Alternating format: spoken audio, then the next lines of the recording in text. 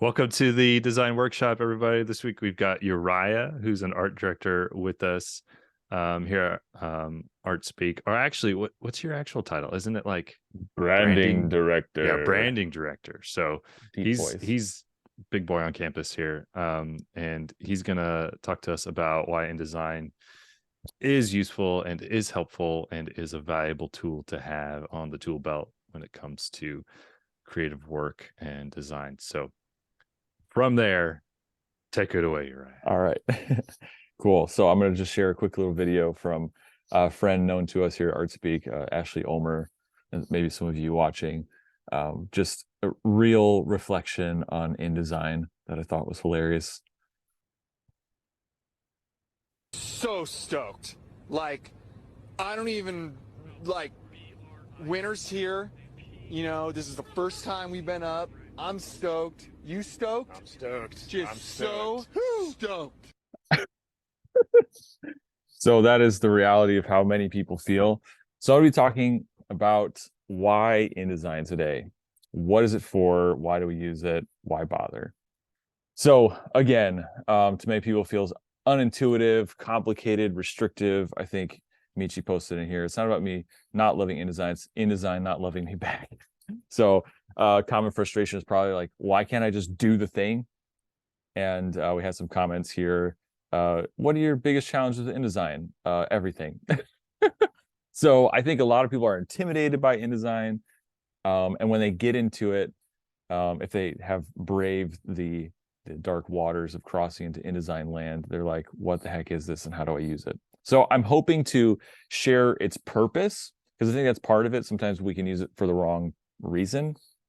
And hold up one second, because I'm sure, I don't know about you guys, but when I first started using Adobe Illustrator and Photoshop, I was so out of my loop when I first started. I think in high school, I opened Illustrator and I was like, what is going on? Because I'd been used to Photoshop at that point and I had no idea what was going on in Illustrator. So I think there's just a natural learning curve to all of this. So I'm hoping to encourage all of you that this is a very usable software, but it's also very, very helpful for certain purposes. So I'm going to go through that today. So let's consider the options. So the brief you're given, you have to do a 50-page booklet. This is not a 4-page. No, this is huge. 50 pages with multiple layouts, type styles, lots of text, etc. Okay, so you've got Photoshop. If you've done a 50-page booklet in Photoshop, I will be praying for you because you are stronger than anybody on this call. That is incredible. You could use slides like a PowerPoint keynote. There's possibilities there. You could change the size of the page and do a bunch of things. You could have some styling for type. It's kind of a bootstrap kind of way to do it. I've seen people do it, and maybe not. Canva, possible. Lots of capabilities. It gets a little bit clunky. It kind of forces you in a certain direction if you don't know really how to wield it. Maybe Figma. I've never done it for a 50-page booklet. Might work. But again, it's I don't think as many people work with Figma as Adobe products. So if you're a Figma person, like I know Jared is, yeah, I'm sure there's some possibilities there. So if you're like, I don't need to watch this because I can do it all in Figma, well, God bless you. I'm going to talk about InDesign today. And then Illustrator, I think, is the most comfortable option. If for most people on this call, if they were given this brief, they would find a way to make it work. So you got multiple artboards, you got paragraph and character styles that don't work very well. It's vector, it's you can place images in clipping masks. You've got a lot of flexibility there, but it does have its drawbacks. So one of these might be most comfortable, probably Illustrator, but what do you ultimately need for a 50-page booklet? Okay, this is not a small thing. You need the ability to make significant changes. Like the client comes back to you or the church you're working for and they say, we hate the main part of your entire thing that you need to change. Okay, you need the ability to make significant changes across multiple pages with very little effort or mistakes. And so the effort part is really big because Illustrator, if you're using artboards, right? If you need to change, well, you got to go, yes, you can copy and paste in place. I understand that. But the second part is mistakes, because it's very easy to make mistakes that way, where things got lost, things got shuffled around, and we've all been there. because I've built stuff in Illustrator too, and things can go really wrong really quick in Illustrator with multiple pages. So InDesign, so why InDesign? So let's talk about the purpose of it. InDesign is for multi-page layout. So, and this is the kind of lengthy one. InDesign helps build a structured system for managing multiple levels of information across many pages. So you've got typography controls that actually work and are very developed. So like paragraph styles, character styles in Illustrator, I don't know if you've ever had trouble. I've had lots of trouble where they just like all of a sudden don't work, or it doesn't update, or you're like, what happened? But in InDesign, they are very robust. You have a lot of control over what type can do. Managing long format text, like you can drop in the Microsoft Word document if you're using that, and you can drop it in, manage where it's going really well, manage how it's flowing. Master pages, that is a huge part of being able to, okay, like say for instance, oh, we hate the color on this, on these 50,000 pages. Oh, okay. If you're doing an Illustrator, could make a mistake. Could you copy and paste it? Of course. But with a master page, you click it, change it once, and it changes across the entire document. In Illustrator, you have to kind of bootstrap grids and guides. You kind of just make one. But in InDesign, you have full capabilities to make grids that are very, very editable and usable. And then the customization is pretty much endless with other elements, colors, with different object styles and all that kind of stuff. But InDesign is not the answer for every single project. So InDesign shows its usefulness when you're in the weeds on a multi-page document. So when you're making all those little changes and all the complex asks that you're trying to figure out, that's really when it shines, when you need to make a lot of those big changes across multiple pages. But it's not perfect for everything. So it's not perfect for complex graphics. If you're trying to do a sermon graphic, or you're trying to do the book cover, even if you're doing the book in InDesign, it's still not the best for that. It really has some limitations there. So some other things I would use would be Illustrator, Photoshop, or Figma. It's not great at prototyping. I think the main drawback, which I think is the main thing people feel when you get into InDesign, is it's made to make the final product. It is not made to prototype, to think through ideas and kind of go through that. I would actually recommend against using InDesign for anything like that. So prototyping, what I mean is trying to figure out a layout, trying to figure out what the book might look like the, figuring out layouts across multiple pages, or you're trying to come up with the graphic or whatever, and you're just trying to have a space to create. InDesign is not your friend. It will force you to be really rigid, and it just isn't made for that. So pencil and paper, Illustrator, Photoshop, Figma are the places where I would recommend that you prototype, think through things, have more fun. I think the reason most of us like Illustrator, I love Illustrator, is because it's very free. Once you know how to use it, you have a lot of freedom. You can do a lot. You can throw things around. You can play with stuff. But InDesign isn't made to do that. It's made to take those raw ideas and turn them into the final form. So like, for example, for this presentation, I use pencil and paper to kind of work out how the layout would be. I would never use InDesign, go straight in to figure it out.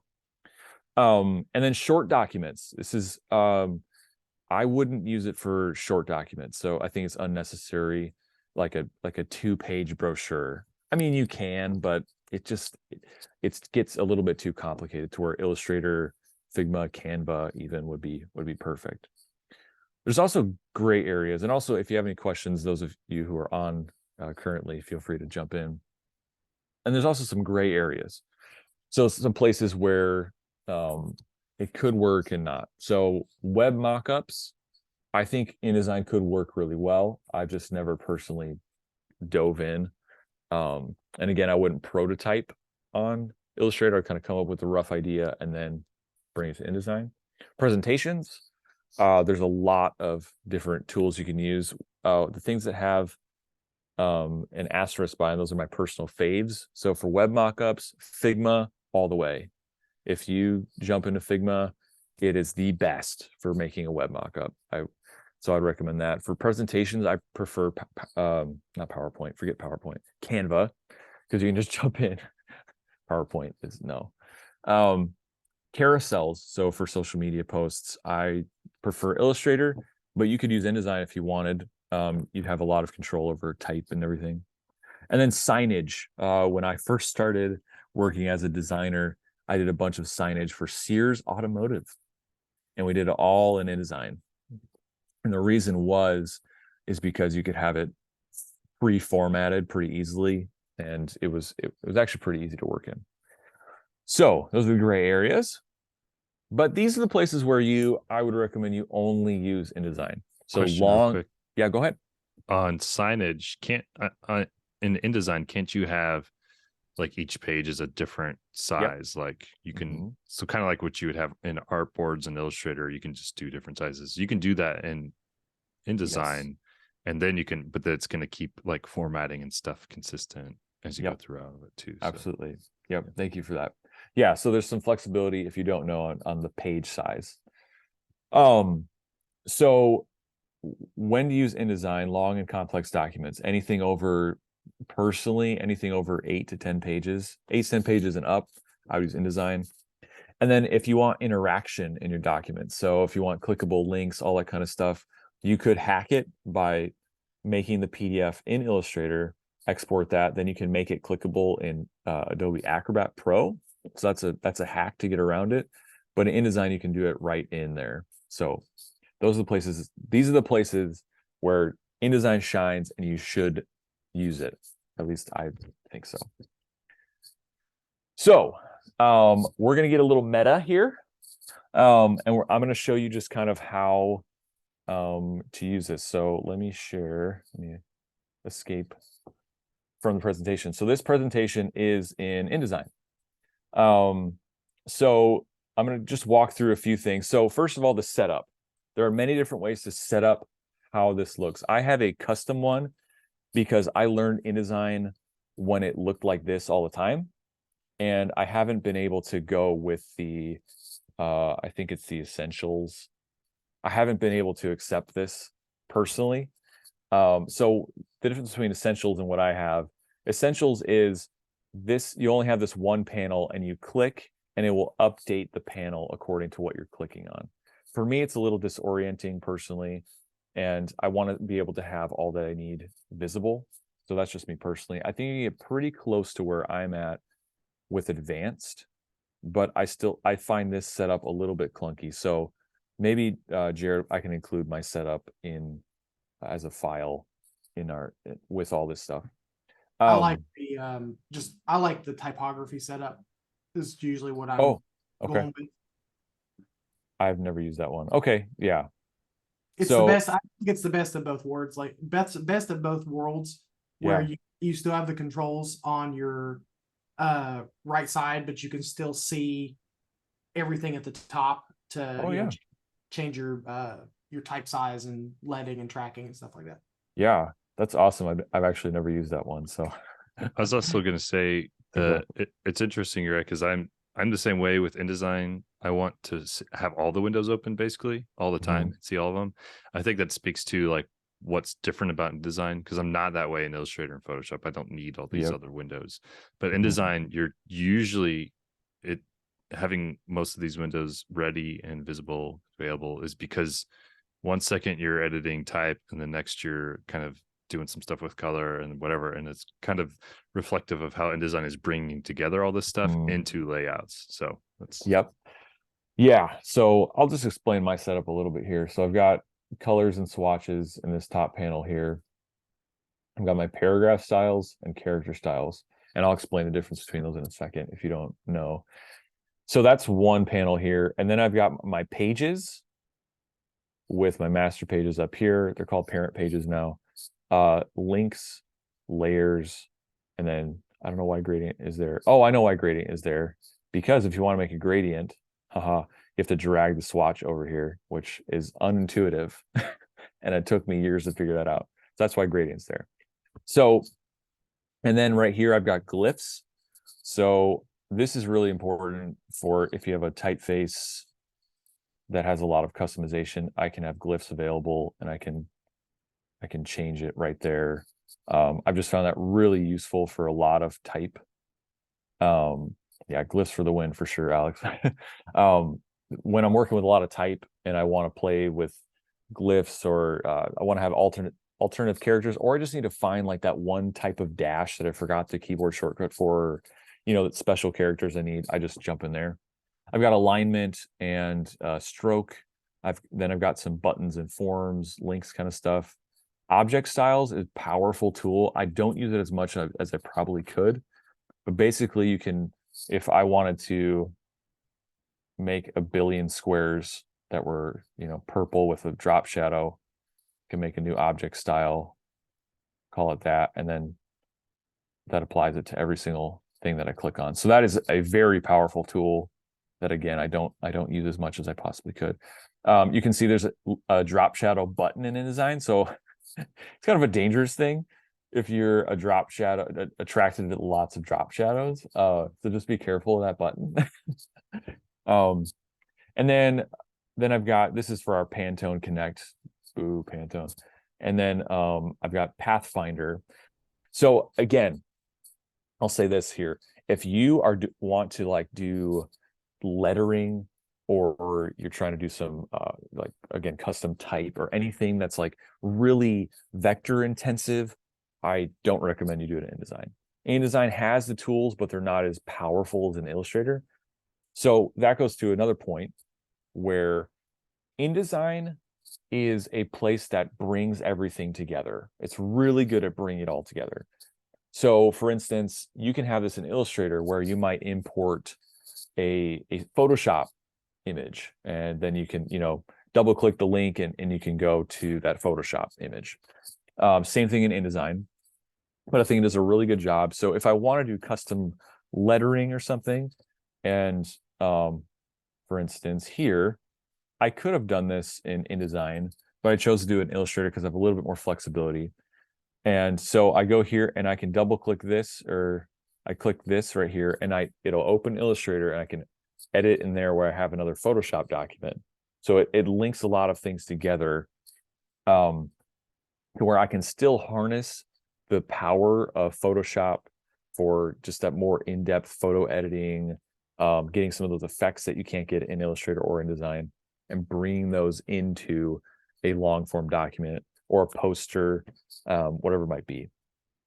So that's really another powerful tool in InDesign. A good example. Sorry, I keep jumping in here. You're right. fine. You're doing fine. great. I just keep thinking these things. A great example of that is if you're doing a booklet, 48 pages, whatever, you could do the cover graphics in Photoshop or Illustrator or whatever, and then link that file in, because that's probably going to be more graphic, more involved in that respect than you'd want to get into with InDesign. Yep, absolutely. So I think it's another really big strength of InDesign. So let me get into some of these things here. So this is my type hierarchy for this presentation. And so you can see when I click on these, the paragraph style get highlighted. And so if I wanted to edit this, you can either just edit it live. So if I want this, I want it to be 360 point. I want it to be, well, that'll make everything worse. Maybe I want to have 20 quiz. Does anybody know what the unit for letting or for tracking is? Is it EM? Say that again. Is it EM? No, it is a 1,000th of an M. So like the width of the M of that type face, it's a 1,000th of Now that you that. say that, I did know that, but I'm sure you did, and it's easy to forget. So and then if I want to change the letting or whatever, if I want to change what's that called? You're gonna have to help me, Jared. I'm forgetting what this is. Oh, I can just go over it. Shift. Baseline shift. Thank you. If I want to tilt it, bootstrap, italic, you can do it there. And then in paragraph, I can change right here is the space after, so I can update that. I want it more, less, etc. So I can edit this live, And then if I go over here, see the plus button came up. That means this is the title paragraph style, but it's been adjusted with overrides. But then I can redefine style. And now throughout my entire presentation, it's all been updated in one click, which can happen in Illustrator, yes, but not this effectively. I've never had it happen that well, ever. You and seem then- biased. You seem biased, Uriah. Well, I'm an avid Illustrator fan, but I'm just saying. And then if you need to just override that, you can apply title, or no, how do you get rid of overrides? Oh, shortcuts. So you highlight it and then you hit Option on a Mac, click it, and it goes right back to what it was. So a lot of powerful tools there. Okay, so I've got some other things to show you. So here's some, this is showing the difference between a paragraph style and a character style. So hopefully this will be useful for those watching. This is kind of a 101, jumping into some key features that I use all the time, but maybe we'll have another one that kind of goes really in depth. But so a character style augments or adjusts a paragraph style. So this is the body paragraph style, but it is the white character style. So and you highlight it and you apply whatever you want. This is for bold. And the reason you'd have a character style for bold rather than like just going in the big paragraph and, highlighting it and then applying bold. So I could do that, but what happens if you look at it and you're like, oh, that's too bold, or they don't want the client or your church you're working for, they don't want it bolded, they want it italic. Well, you have to go back, highlight every single part, every single thing you've done, and redo it, it's a lot of effort and has a lot of mistake potential. With this, if I need bold to not be bold, but I need it to be bold italic, in one click with a spinning wheel of death, it does it. So if I had that applied anywhere else in the entire document, it's adjusted in one click. And I could change the name of the style if need be. And then again, you can change color. That's I've got this as highlighter pink where it applies a swatch.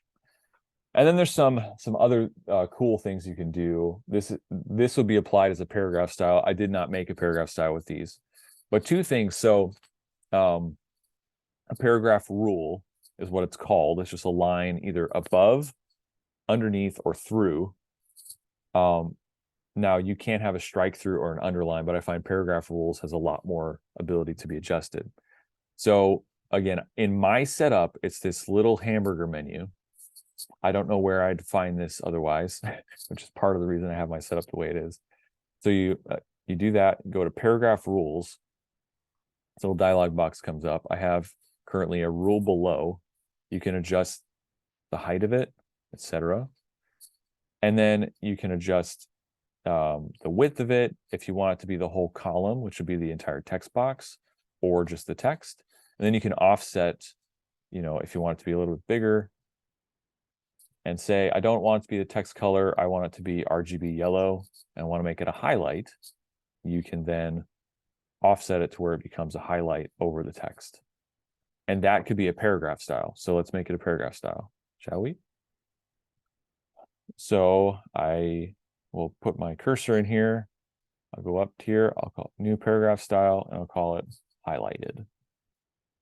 I believe that hamburger menu is located in base InDesign is located in the paragraph window as opposed to paragraph style window. Got it. Okay. Thank you, Dietz. So then I could have this to where, and obviously I've got the leading really tall for whatever reason and a lot of space after the paragraph, but I could make the adjustment live, go over here, right click, redefine style, and it's adjusted. So the power of these kind of tools is unlimited. But I'm going to go back. I'm going to undo all that work because I want to show one that I just discovered recently, because I've been working in InDesign a lot lately, and I found out there's paragraph shading. So if you need a whole section, like you'll see in books where they have it it all has one big box around it colored, our instinct would be to just take the rectangle tool and just put the box behind it, right? Like that's the instinct. But what happens if that text moves? Well, now I got to go back and I got to adjust it, got to move it.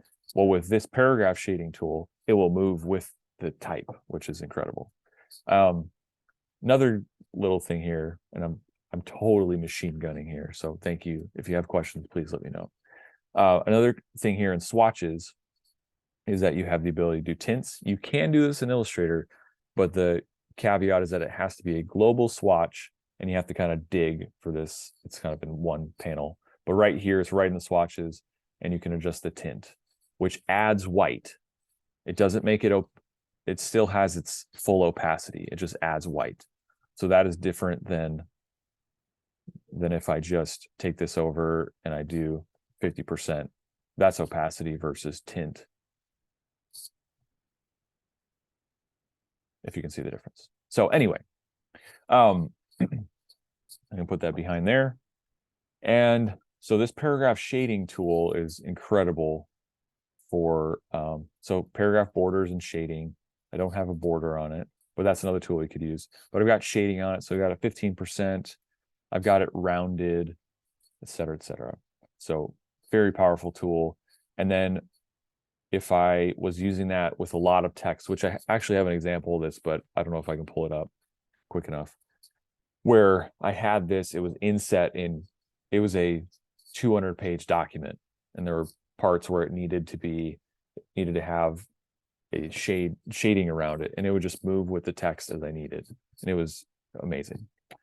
Okay, so I talked about colors a little bit. So I'll show you about tints, which can be adjusted there. If I needed to make new colors, it's just like an Illustrator. If I wanted to find a new color from this dude, maybe that's not a new color. Maybe you got another one in there.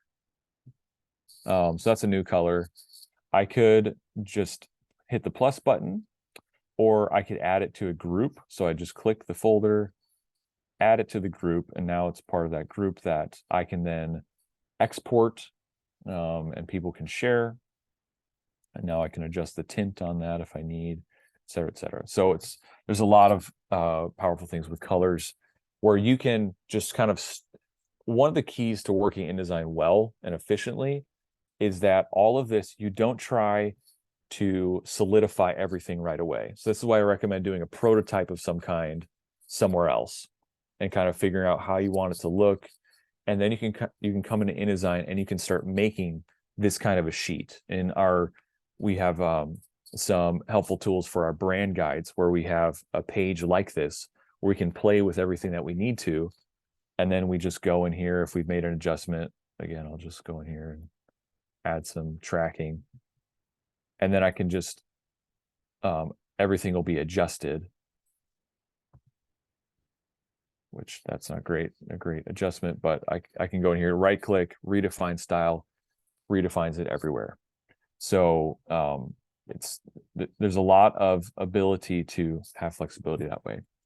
And then I want to talk about some interactive things. Real quick. This is yeah, go ahead. Before you move on to interactive, just in the paragraph styles, you can, in your paragraph styles window, you can double click on that style. Yes. Yeah. Thank you. Can I jump into that? Because I'll explain, because I forgot to go there. Yeah. There's so much with InDesign. Yeah. So what the first option I said that you could make your paragraph styles or adjust them would be live. So just take one of them that's already has it applied, adjust it, and then redefine the style. The other way, if I wanted to adjust all the titles, I could double click into here, and then you have this giant, this is where InDesign shines for typography. So you got basic character formats. If I want to change the typeface, I can do it live. So let's do Barlow condensed, which that didn't work. The one I have is too thin, but you can just cancel and it all comes back. But add a title, so you can change the typeface, you can change all the stuff that I was doing live, you can do it in here as well. I find doing it live can be very helpful because you see it where it's supposed to be and kind of see it live as you're working. But then you got indents and spacing. You saw me adjust the space after is what I use most often, but you can do all these other kind of indents and adjustments. The alignment you can change if you want it to be justified, et cetera, et cetera. Tabs, that's a whole rabbit hole you could get into, but there's a lot you can do with having a paragraph style that has a consistent tab. Paragraph rules we talked about, borders and shading, keep options, and again, another rabbit hole, but it's basically keeping stuff together how you want the paragraphs to work. Hyphenation, every designer's favorite thing in the world. But here you have these tools where you can tell it how many letters it should keep before it hyphenates, how many letters should be on each line once it hyphenates, and if it doesn't do that, it, you can keep it within some bounds if you hyphenate. If you're an anti-hyphenator, I still love you. Justification, you can play with here, lots of tools here to where if you've worked with justified type and it gets really wonky, powerful tools in here to adjust that. Span columns, me and Dietz have worked with this and found some gems in here. But I guess I could summarize that panel as there's a lot you can do with type. Yeah, that panel is just about pretty much anything you can do with type in InDesign is in that panel, which is great. Yeah. There's the drop style or drop caps and nested styles and all that grab. That's like a whole nother rabbit hole. I was going to point out why I wanted to point out that window was if you're using swatches and you go down to character color, you can set it to a certain color. And so anywhere that style appears in your document will be that color. But then say the client's like, we don't like pink, we want blue. Because that paragraph style is referencing that swatch. All you have to do is just go change that color in your swatch window. Now that anywhere that style is in your document is going to update to that color. So you save yourself some major sanity there doing that kind of thing. So absolutely. So, and then as far as interaction, we're coming to the end here, but as far as interaction, you can make buttons. I usually use the hyperlinks panel for that. So you would just, like, I could make this a hyperlink if I wanted. So I make a new hyperlink and I'll just make it ArtSpeak Creative, spell it right. And then now, once I export that, I go to File, Export. I can export as interactive. And when someone comes to that page and they click that square, it will go to a web page now. Same with these links. You can have internal links that go to pages. So again, if I wanted to now make this one go to an internal page, do a new hyperlink, go to page, and I can choose the page I want it to go to. So for interactive, there's, again, endless possibilities. Some key keyboard shortcuts that I use all the time. And I actually forgot one, but I'll write it in. But paste in place. So that means like I can take this, Command C, and then if I paste it, which it's not coming up. There you go. If I paste in place, it's the exact same spot on that other page. Paste without formatting is for text. So if I'm taking text from, say, a Google Doc or something, and I'm pasting it, if you ever had this where the format will keep or something weird happens, if you do paste without formatting, it'll get rid of all formatting that is imported, and then you can dictate what happens with it. Fill frame proportionally. So I'll show you this with here, Command Option Shift C. It will fill, so you can see there's some empty space. It'll fill it proportionally, and then you can adjust as needed. And then if you want, can you explain? Can you go into more of how InDesign kind of thinks about clipping masks like that? Because that was something that was really confusing when I first started using it. Yeah.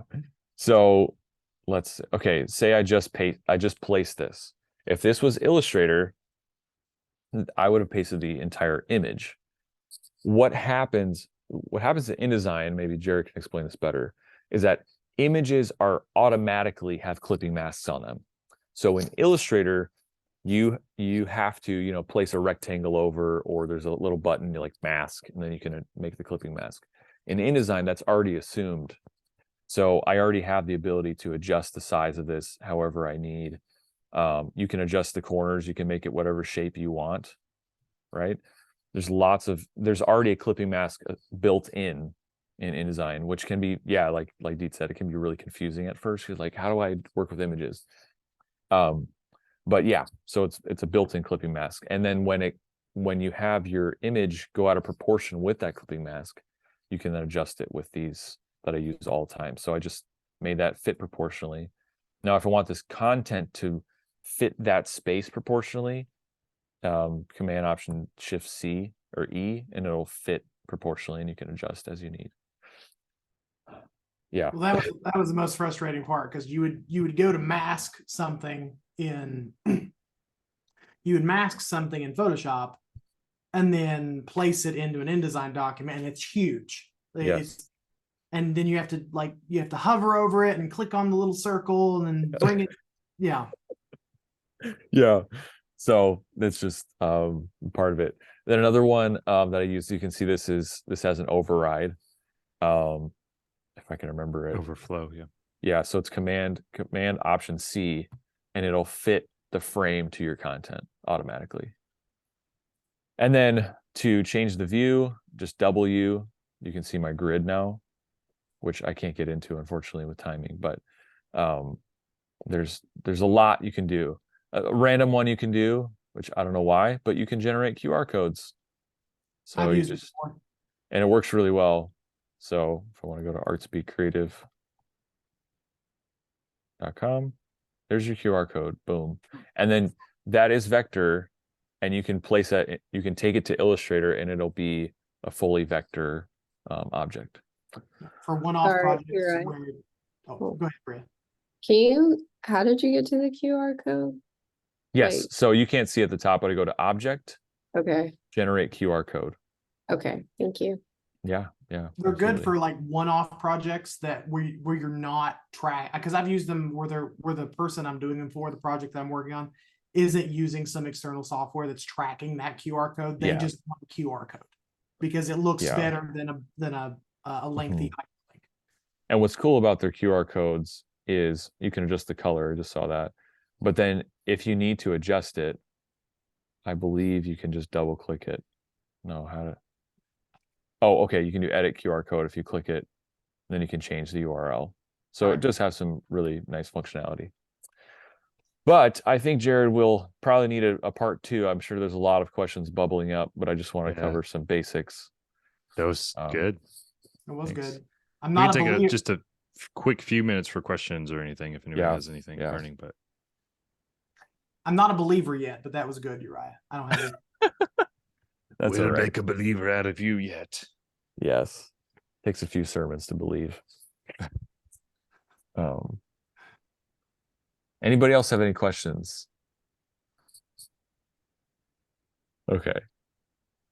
There's a ton. I probably overloaded you. A lot more. I'd say like master pages are a huge thing that could probably go into it. They're not real complicated, and you can like use layers on master pages so that you can have things on top on your normal. There's all kinds of stuff you can do, but I think the main takeaway is that idea that it's long form content that needs to be organized, that needs to be consistent, that you need to be able to make changes across the whole document too easily. That's the big thing. Another good thing about InDesign is it's like optimized to be able to handle lots of links, because sometimes like if you're in Illustrator and you have like, even for like a 2-page brochure, if it's a brochure that has lots and lots of images in Illustrator, your computer is going to slow to a crawl, but InDesign knows how to comprehend all of that information. Yes, that's a really good point. I think that's another thing. If you're doing something in Illustrator with multiple pages and stuff, it gets really bloated really fast. InDesign, I don't know what they do with links, but it's almost, I think it's like it's a preview of the actual file, that file is not embedded until it's actually exported. So that's a really good point. We have a client in Texas that loves InDesign so much that they would prefer that we use it for even title graphics, because they tend to be a little bit wordier with the graphics that they send to us. One of my early design jobs, they said, we do everything in InDesign. And I was like, what? Which there was problems with that, but I did become more of a believer in InDesign because I understood why after a certain point. But So sweet. Yeah, and then there's other things. Like I would like to give some examples maybe next time of really big, huge documents, like 300-400 pages where things are linked and crossed, and where there's no other option than InDesign. Yeah, that's true. I mean, and InCopy is another Adobe program that when you get to that level, yeah, it needs help. But when you get to that level of thing and you have like multiple editors, so when I was at Right Now Media, we had these super long leader guides for studies and stuff. And so I'd have a writer working on the content for a leader guide while I'm designing it. And we had linked InCopy files so they could edit the content while I was designing, and then it would update like dynamically, and it wouldn't like break my layout or anything. So yeah, that kind of stuff that's a whole nother thing. But we're out of time, and there you go. That is the first design workshop of the year. Yeah, and if you have any questions, if you're watching this after the fact, feel free to drop them in the comments, and we'll jump in there and answer what we can, and maybe get some fuel for another one. So yeah, definitely. Yeah, if you have questions, drop them in that. And glad you guys were here. Bucola. I forgot all the Bucola. It's good to have you. Thanks for having me. Yeah. absolutely. Maybe we'll see you next time. Hopefully it's good. If you got any feedback, let us know. But yeah, we'll catch you guys later. All right. We'll see you guys. Have a great day.